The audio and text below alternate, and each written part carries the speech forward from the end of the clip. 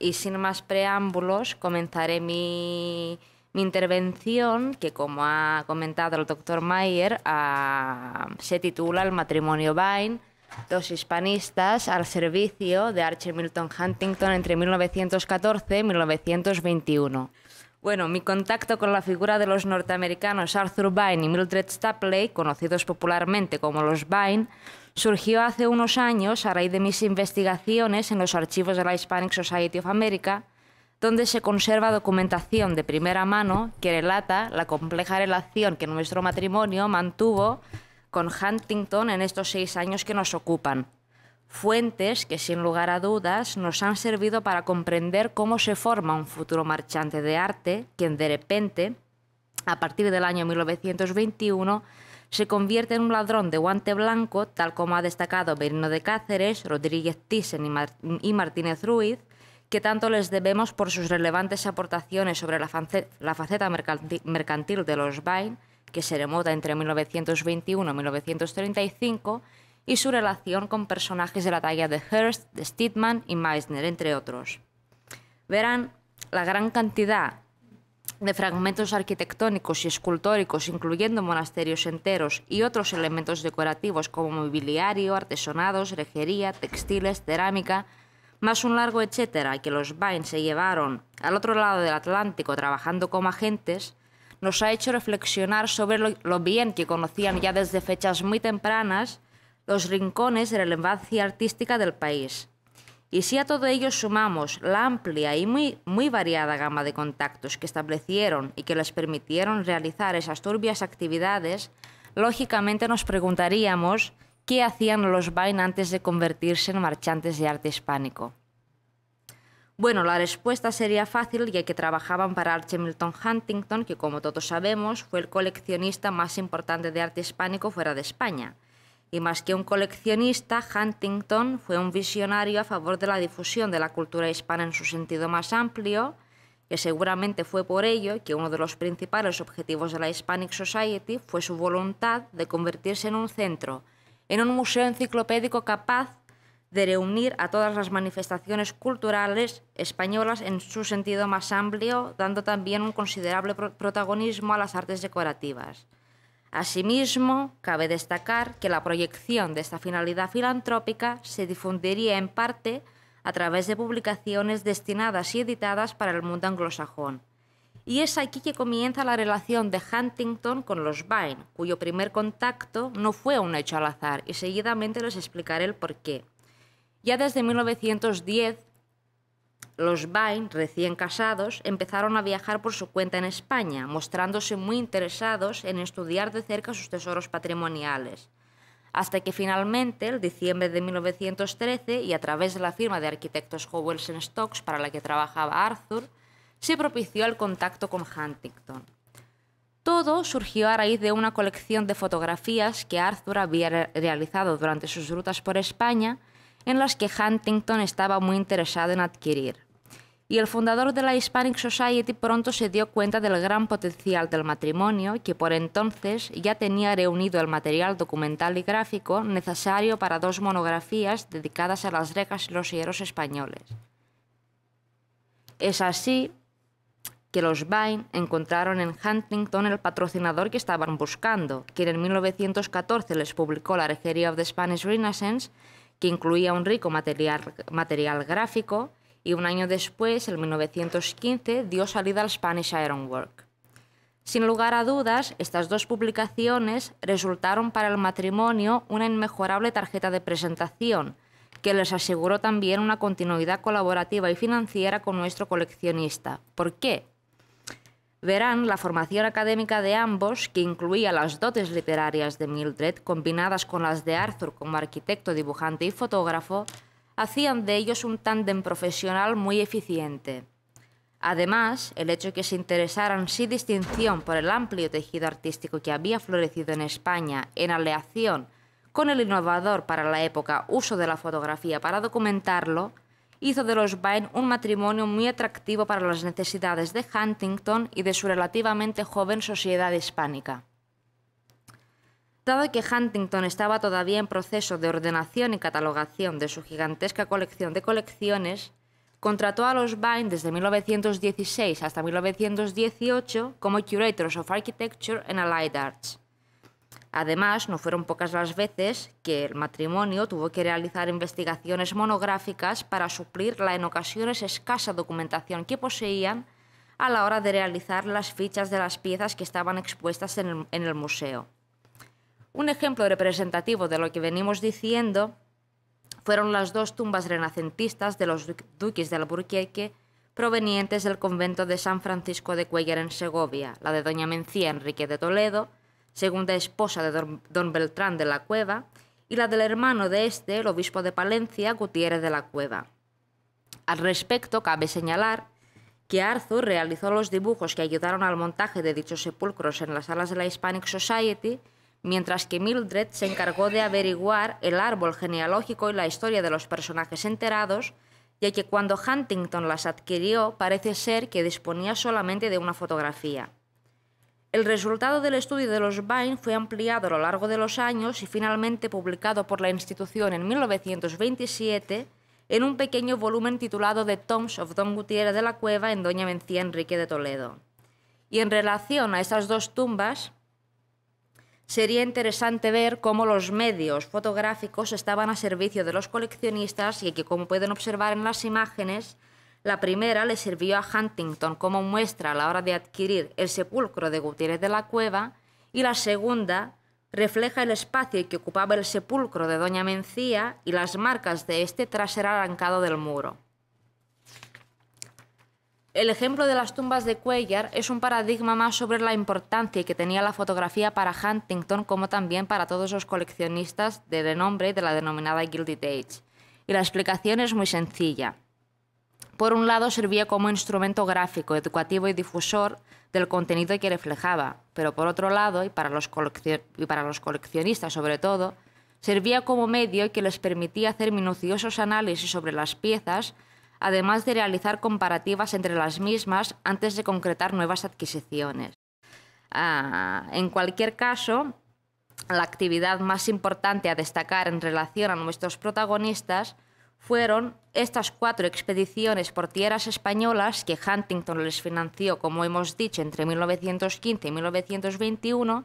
y que nosotros tuvimos que reconstruir mediante la documentación que se conserva en la Hispanic Society. Sin duda, este ejercicio nos ha sido muy útil en primer lugar para establecer sus rutas por el territorio y especificar los numerosos monumentos que visitaron, pero también para comprender cuáles eran en cada momento sus objetos de estudio, así como los contactos que establecieron en cada núcleo y las dificultades que afrontaron teniendo que cruzar el Atlántico en años de guerra. Como pueden observar, en estos 5 o 6 años, los Vine atravesaron el país del norte a sur y de este a oeste, muchas veces andando en burro a caballo, para examinar los monumentos, medirlos, dibujarlos, fotografiarlos y contextualizarlos dentro de sus parámetros histórico-políticos y sociales. En este sentido, cabe subrayar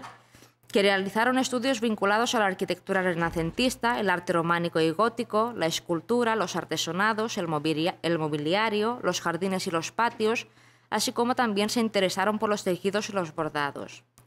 Incluso, durante sus rutas por el país, recopilaron material para editar en un futuro monografías dirigidas a los forasteros en las que se describían posibles rutas por los rincones más bellos y olvidados de España. Y el resultado de sus 2 primeras expediciones fue bastante fructífero, ya que Huntington en 1917 les publicó el Spanish Architecture of the 16th Century y en 1920 dio salida al Decorated Wooden Sailings in Spain, obras que tuvieron un considerable éxito tanto en España como en Estados Unidos y que de alguna manera consolidaron la fama de los Vine. Además, hay que pensar que tras cada viaje, el matrimonio entregaba junto a los manuscritos para publicar todo el material gráfico que serviría para el montaje de exposiciones fotográficas en las salas de la Hispanic Society. El interés generado hacia estas muestras fue destacable, ya que las más de 2.500 fotografías que los Vine habían tomado en España se convirtieron en fuente indispensable de estudio para los arquitectos estadounidenses que estaban influenciados por la ola del Spanish Craze y del Spanish Colonial Revival Style. Retomando el hilo de las exposiciones del matrimonio, otro objeto de investigación que ocupó un lugar destacado en sus intereses fue el mobiliario español, ámbito de estudio que habían iniciado unos años atrás, pero que desarrollaron con profundidad durante su tercer viaje por España en 1918. La pareja, que por aquel entonces gozaba de un reconocimiento destacado como hispanistas en ambas orillas del Atlántico, supo desde el principio cómo aprovecharse de su condición de acreditados investigadores de la Hispanic y del conocidísimo Huntington para estrechar lazos con las élites españolas y sobre todo las madrileñas, ya que la capital solía ser el epicentro de sus operaciones y el lugar donde mantenían su residencia permanente durante sus rutas por España. También debemos tener presente que las nuevas amistades de la capital ofrecían nuevas posibilidades profesionales mucho más prometedoras una vez tomada conciencia de las oportunidades que ofrecía el patrimonio español en el mercado de arte.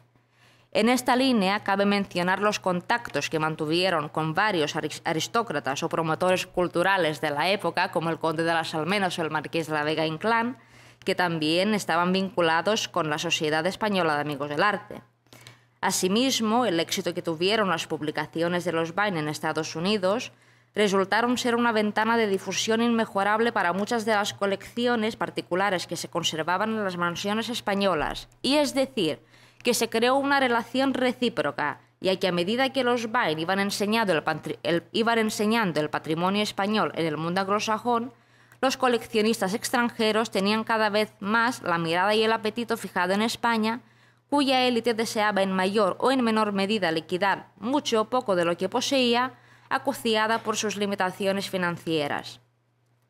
Y esta realidad nos ayudó a entender cómo los ilustrados estudios de los Vine se convirtieron a la vez en plataformas de almoneda para las documentadas colecciones españolas y en catálogos de venta para los estadounidenses, quienes señalaban con especificidad la pieza que les interesaba adquirir. Dando buen ejemplo de lo que venimos diciendo, el Decorated Wooden Ceilings in Spain, que como hemos mencionado anteriormente fue publicado en el año 1920, así como el Spanish Interiors and Furnitures, publicado en 3 volúmenes en folio grande entre 1921 y 1925.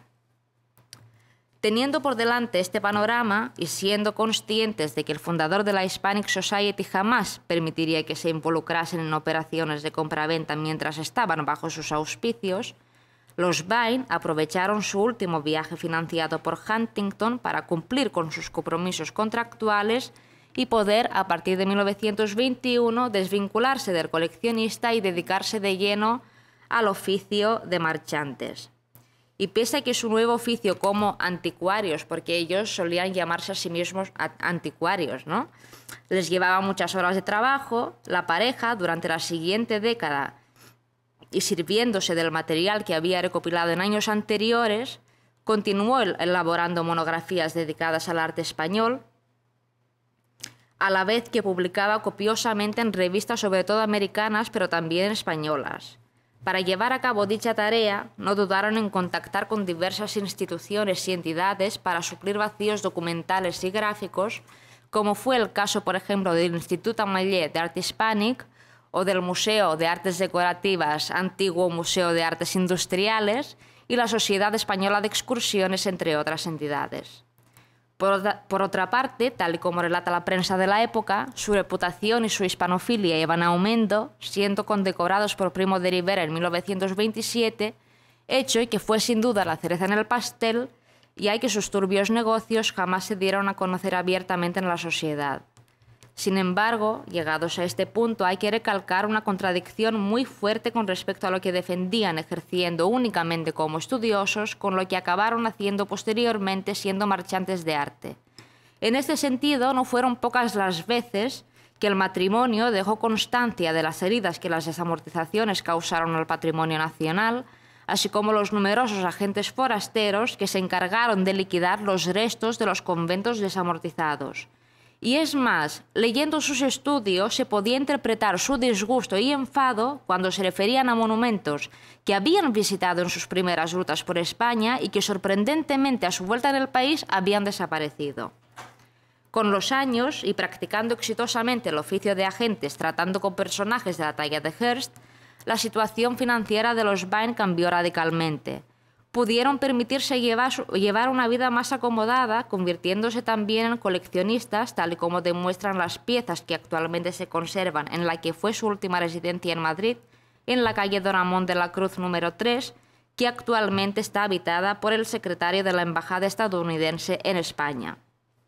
Por último, mencionar que hasta el final de su vida permanecieron en el país residiendo tanto en la capital como en Palma de Mallorca, donde Arthur y Mildred mantenían una casa de veraneo, hasta que tras sus muertes en los años 1935 y 1941 respectivamente, ambos fueron enterrados bajo la misma tumba en el cementerio británico de Carabanchel. Que por cierto, su lápida funeraria pues se restauró en el año 2008 porque estaba rota, digamos, estaba partida por la mitad.